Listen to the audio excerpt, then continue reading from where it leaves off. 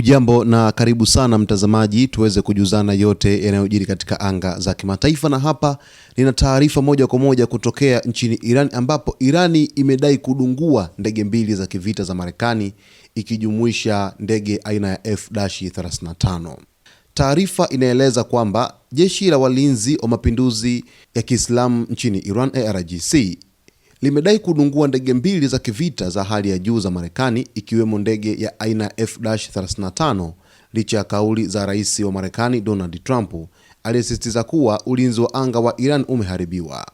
Katika taarifa iliyotolewa leo Ijumaa, IRGC ilisema kuwa mfumo wake mpya wa ulinzi wa anga uliotengenezwa kwa teknolojia ya kisasa umefanikiwa kuidungua ndege ya kivita ya F-35 ambayo inajulikana kwa uwezo wake wa kuepuka kugunduliwa na rada katika anga ya kati ya Iran. Taarifa hiyo imeripotiwa pia na vyombo vya habari vya Iran ikiwemo Press TV na Mehr News Agency, ambavyo vimenukuu vyanzo vya kijeshi vikieleza mafanikio hayo kama hatua kubwa katika kuimarisha uwezo wa kujilinda wa taifa hilo. Hata hivyo, hadi sasa hakuna uthibitisho huru uliotolewa kwa upande wa Marekani kuhusu tukio hilo, hali inayozua wasiwasi kuhusu ukweli wa madai hayo katika muktadha wa mvutano unaoendelea kati ya nchi hizo mbili. Taarifa ya Iran kueleza kwamba imedungua ndege mbili za kivita za Marekani imejumuisha pia na picha ambazo zimeweza kutolewa na jeshi la walinzi wa mapinduzi ya Kiislamu la Iran IRGC,